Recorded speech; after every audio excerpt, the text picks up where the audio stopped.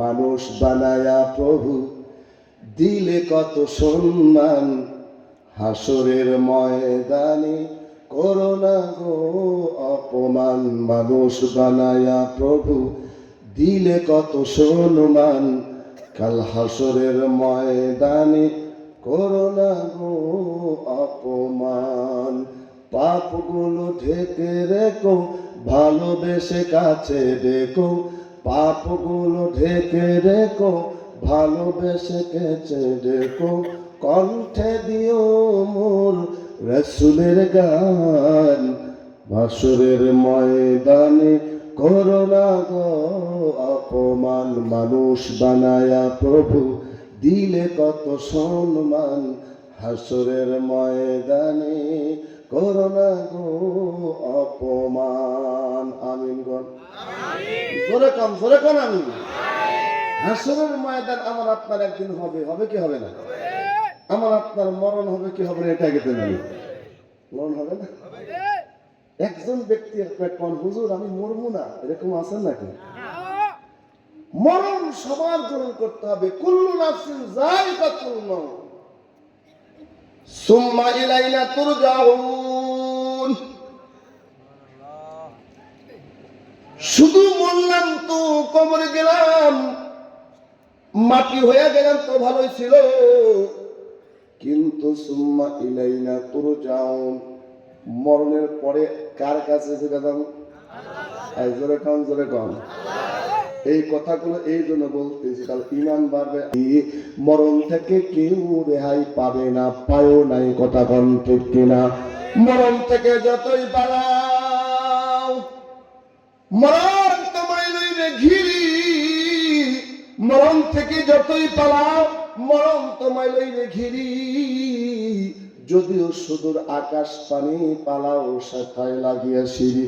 যেদিন তুমি এসেছিলে ভবে, কেঁদেছিলে একা তুমি, হেসেছিলে সবে। এমন জীবন করো রে গঠন, মরিলে হাসিবে তুমি, কাঁদিবে ভবন। 6 দিন পর নখ খসে যাবে, 9 দিন পর চুল। কবর গিয়ে সামান নিতে কইল না কো ভুল।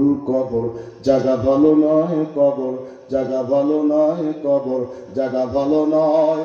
আমল দিয়ে কবর গৃহ সাজিয়ে নিতে হয়, ঠিক না বলেন? 6 দিন পর নখ খসে যাবে, 9 দিন পর চুল।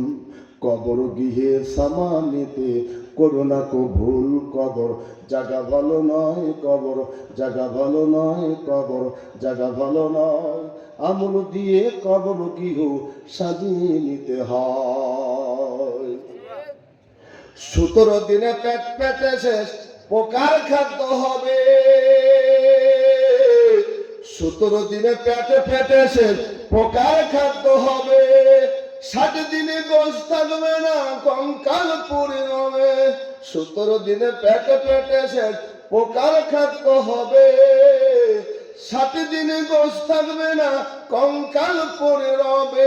90 দিনে হাড়গুলি সব, 90 দিনে হাড়গুলি সব আলাদা হয়ে রয়। কবর জায়গা ভালো নয়, কবর জায়গা ভালো নয়। আমল দিয়ে কবর গৃহ সাজিয়ে নিতে হয়। কবর জায়গা ভালো নয়, কবর জায়গা ভালো নয়। আমল দিয়ে কবর গৃহ সাজিয়ে নিতে হয়। কবর সাজাইতে হবে আমল দিয়া, কি দিয়া? জোরে কোন। 2 দিন ব্যাপী তাফসীর মাহফিলের সমাপনী অধিবেশনের সম্মানিত সভাপতি সাহেব, বারাকাল্লাহু ফি হায়াতি, সকলে বলি আল্লাহুম্মা আমিন।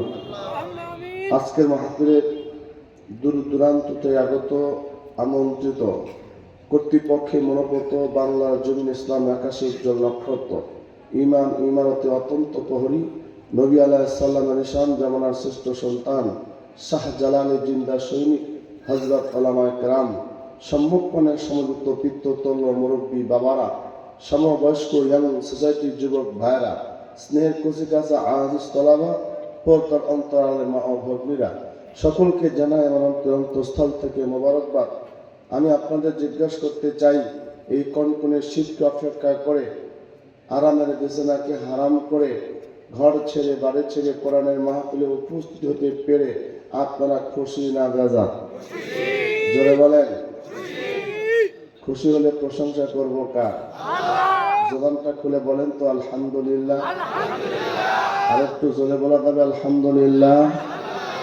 জবানটা খুলে একটু জোরে বলেন আলহামদুলিল্লাহ। প্রশংসা করলাম কার? লাভ কার? আল্লাহ। হ্যাঁ হ্যাঁ, আমার আল্লাহ তো এমন আল্লাহ, তমাম পৃথিবীর কোন মানুষ যদি আল্লাহ বলে নাক ডাক দেয়, আল্লাহ কি আল্লাহর ক্ষতি হবে? সুবহানাল্লাহ আলহামদুলিল্লাহ যদি আপনি না বলেন আল্লাহর কি লস লাগবে? বলেন আমাদেরই লাভ। কথা কম ঠিক না? আম গাছে আম ফল কে দেয়? জাম গাছে জাম ফল কে দেয়? লিচু গাছে লিচু ফল কে দেয়? কাঁঠাল গাছে সুন্দর রসালো কাঁঠাল কে দেয়? জবান খুলে কর। খায় কি? আল্লাহ খায়? আল্লাহ খায় না লয় না, আল্লাহ শুধু দেয়। ওই আল্লাহর সাথে একটু বায়না করতে হবে। যদি কোনো বান্দা বান্দি আল্লাহর সঙ্গে বায়না করে, মানে ভাও করে, মানে আল্লাহ কি পেতে চায়, আমার আল্লাহ ডাক দেখা আমিও তোমাকে পেতে চাই। আল্লাহর সঙ্গে একটু ভাও করা দরকার। ভাও বোঝেন? মানে মিতালি করা দরকার, বাংলা কথা দস্তিগিরি করা দরকার।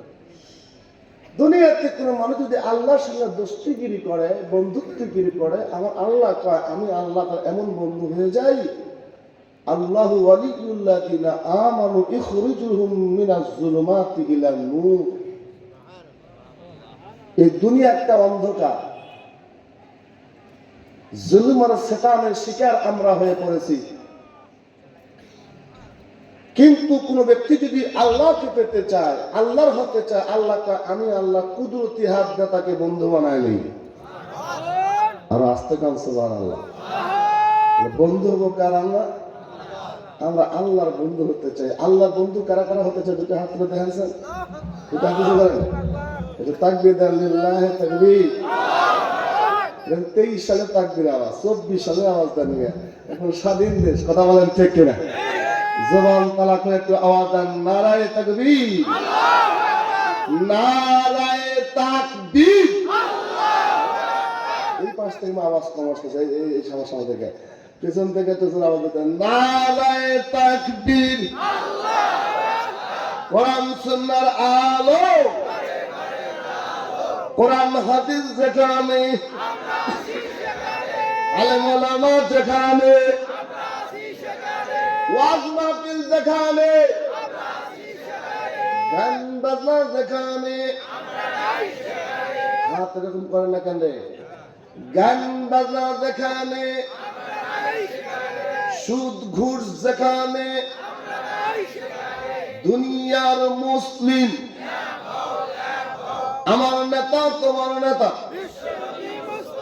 নারায়ে তাকবীর, নারায়ে তাকবীর, নারায়ে তাকবীর। সত্যি করে কোন ভালো লাগলো না খারাপ লাগলো? কেমন লাগলো? কেমন লাগে? এই যে ভালো লাগাটা নাম ঈমান। সুবহানাল্লাহ। তাকবীর দিতে ভালো লাগে। কিছু কিছু মানুষ আছে না, তাকবীর দিতে ভালো লাগে। কিছু কিছু মানুষের কিছু কিছু আওয়াজ দিলে ঈমান বাইরে যায়। যেমন আজানের আওয়াজ শুনলে ঈমান বাইরে যায়। ঈমানদারের আছে ঈমান, তারপর আরো বেড়ে যায় ঈমান। কোরআনের তেলাওয়াত শুনলে ঈমান বেড়ে যায়। কোরআনের মাহফিলে আসলেও ঈমান বাড়ে না কমে। মানুষ বানায়া প্রভু দিলে কত সম্মান, হাসরের ময়দানে করোনা গো অপমান। মানুষ বানায়া প্রভু দিলে কত সম্মান, কাল হাসরের ময়দানে করোনা গো অপমান।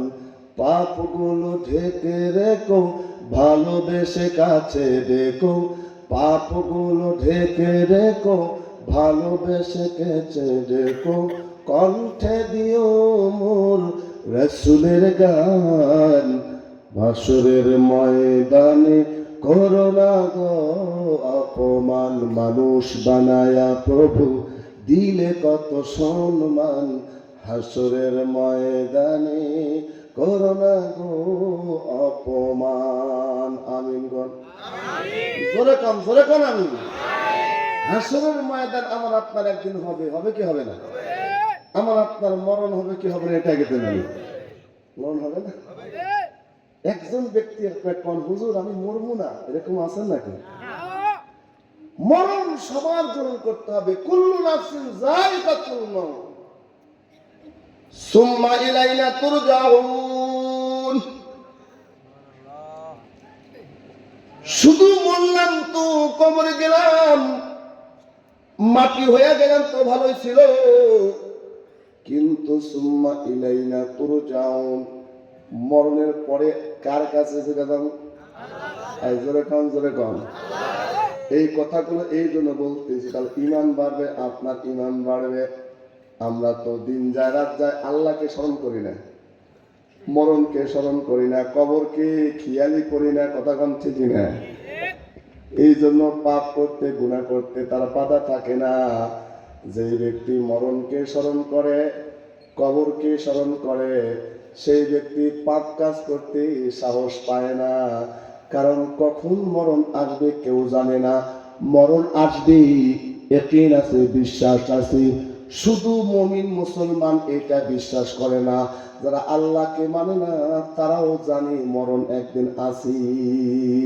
মরণ থেকে কেউ রেহাই পাবে না পায়ও নাই কথা কোন ঠিক কিনা মরণ থেকে যতই পালাও মরণ তোমায় লইলে ঘিরি মরণ থেকে যতই পালাও মরণ তোমায় লইলে ঘিরি যদিও সুদূর আকাশ পানি পালাও সাথায় লাগিয়া সিঁড়ি যেদিন তুমি এসেছিলে ভাবে কেঁদেছিলে একা তুমি হেসেছিলে সবে এমন জীবন কররে গঠন মরিলে হাসিবে তুমি কাঁদিবে ভবন 6 দিন পর নখ খসে যাবে 9 দিন পর চুল কবর গিয়ে সামান নিতে কইরো না কো ভুল কবর জায়গা ভালো নয় কবর জায়গা ভালো নয় কবর জায়গা ভালো নয় আমল দিয়ে কবর গৃহ সাজিয়ে নিতে হয় ঠিক না বলেন 6 দিন পর নখ খসে যাবে 9 দিন পর চুল কবর গৃহে সামান নিতে করো না কো ভুল কবর জায়গা ভালো নয় কবর জায়গা ভালো নয় কবর জায়গা ভালো নয় আমল দিয়ে কবর গৃহ সাজিয়ে নিতে হয় 17 দিনে পেট পেটে শেষ পোকার খাদ্য হবে 17 দিনে পেটে পেটে শেষ পোকার খাদ্য হবে 60 দিনে গোশ থাকবে না কঙ্কাল পুড়ে রবে 17 দিনে পেটে পেটে শেষ পোকার খাদ্য হবে 60 দিনে গোশ থাকবে না কঙ্কাল পড়ে রবে 90 দিনে হাড়গুলি সব 90 দিনে হাড়গুলি সব আলাদা হয়ে রয় কবর জায়গা ভালো নয় কবর জায়গা ভালো নয় আমল দিয়ে কবর গৃহ সাজিয়ে নিতে হয় কবর জায়গা ভালো নয় কবর জায়গা ভালো নয় আমল দিয়ে কবর গৃহ সাজিয়ে নিতে হয় কবর সাজাইতে হবে আমল দিয়া কি দিয়া জোরে কোন না টাকা দিয়া গাড়ি দিয়া বাড়ি দিয়া টাকা আলাকে টাকাওয়ালা কয় গাড়ি আলাকে গাড়িওয়ালা কয় বাড়িওয়ালাকে বাড়িওয়ালা কয় এই ওয়ালাদের কবরে খাওয়া নাই খাওয়া হবে ইমানওয়ালা কথা বলেন ঠিক কিনা কি ওয়ালা হতে হবে জোরে কোন এই পিছন দেখুন কি ওয়ালা ইমানওয়ালা কারা বলে ইমানওয়ালা তারা যারা আল্লাহকে ইয়াকিনের সঙ্গে বিশ্বাস করেছে লা ইলাহা ইল্লাল্লাহ আল্লাহ ছাড়া কোনো মাবুদ নাই আল্লাহ ছাড়া পালনেওয়ালা নাই আমাকে আপনাকে পালে খাওয়ায় কি জীবনটা বলে কোন কি আসমানের মালিক কি, জমিনের মালিক কি? এই যে বিশ্বাসের নাম হলো ঈমান। মারিয়াম দেখি নাই, বিশ্বাস করছে, ঈমান আনছে, কিন্তু আমার আল্লাহ আছে না নাই? কথা কয় না, জোরে কোন? আল্লাহ ছিল, আল্লাহ আছে, আল্লাহ থাকবে, কথা কোন? ঠিক না? ওয়াল হাইয়ুল কাইয়ুম লা তাখুযুহু সিনাতুন ওয়ালা নাওম। আল্লাহ চিরঞ্জীব, ছিল, আছে, থাকবে। আল্লাহর কোনো ঘুম নাই, নিন নাই, ঘুমের শকুনি আসে না।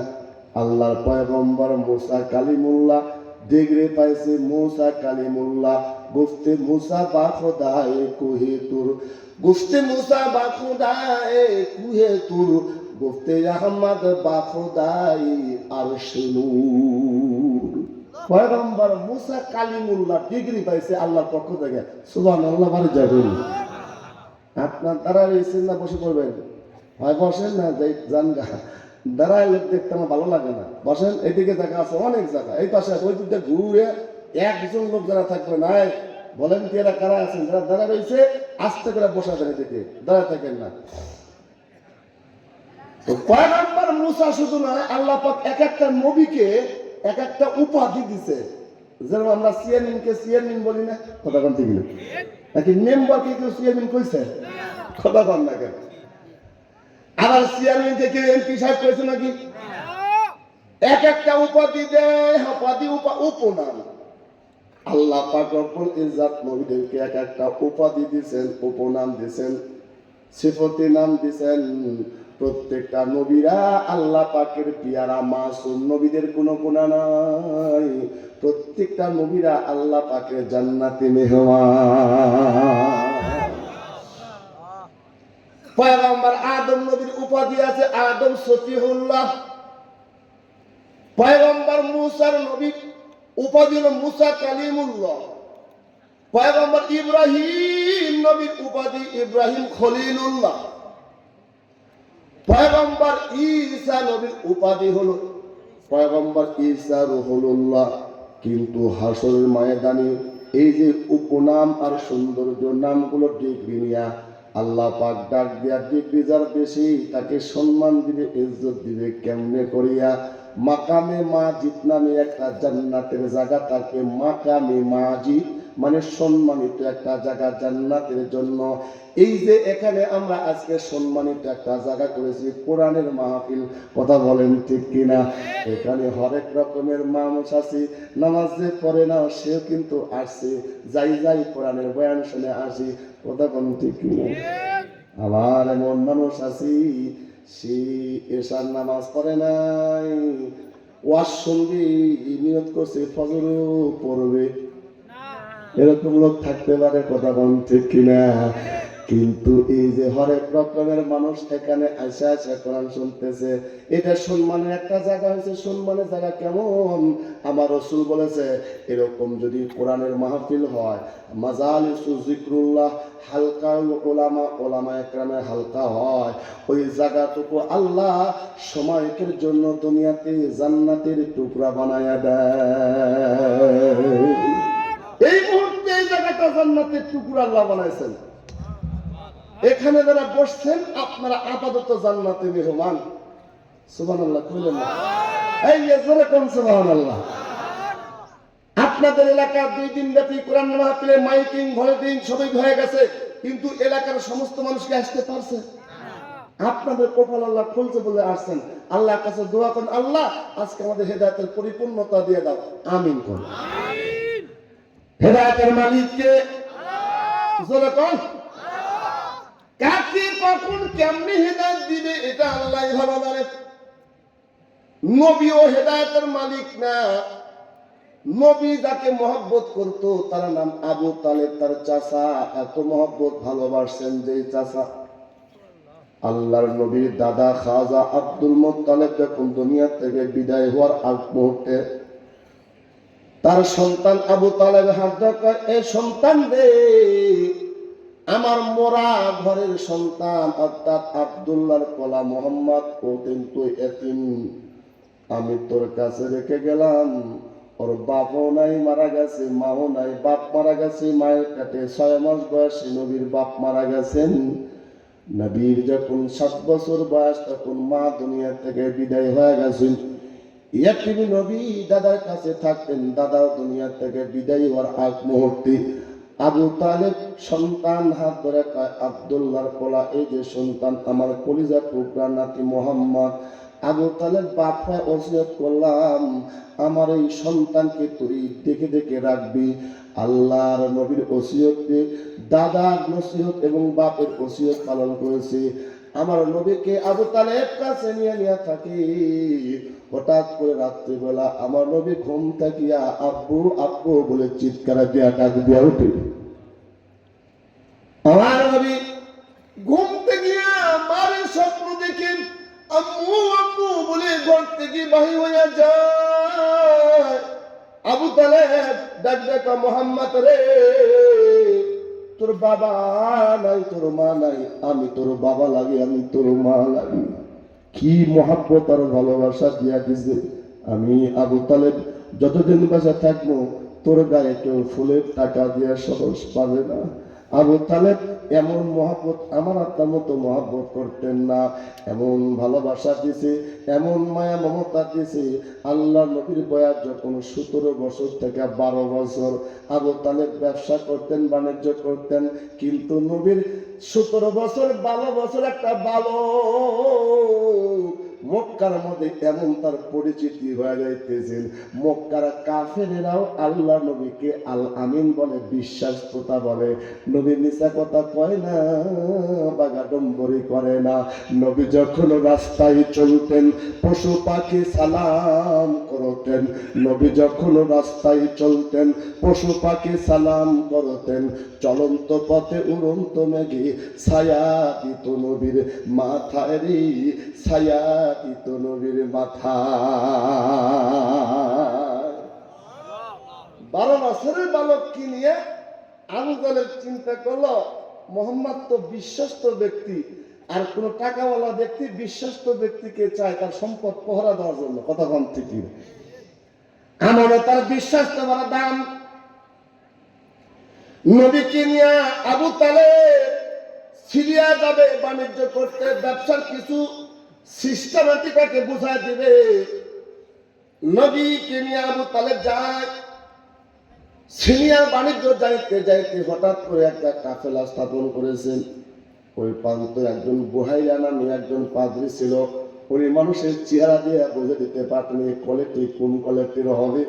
এবার তখন সেই কাফেলার প্রান্তটা গিয়া আল্লাহর নবী গাছতলা বসে আছে। নবী যখন রাস্তায় চলতেন পশু পাখি সালাম করতেন, চলন্ত পথে উড়ন্ত মেঘে ছায়া দিত নবীর মাথায় রে, ছায়া দিত নবীর মাথায়। বুহাইরা পাতে তখন আল্লাহ নবীর দিকে চেহারার দিকে চিনতে পারছে ইনি হবেন শেষ পয়গম্বর মুহাম্মাদুর রাসূলুল্লাহ সাল্লাল্লাহু আলাইহি সাল্লাম।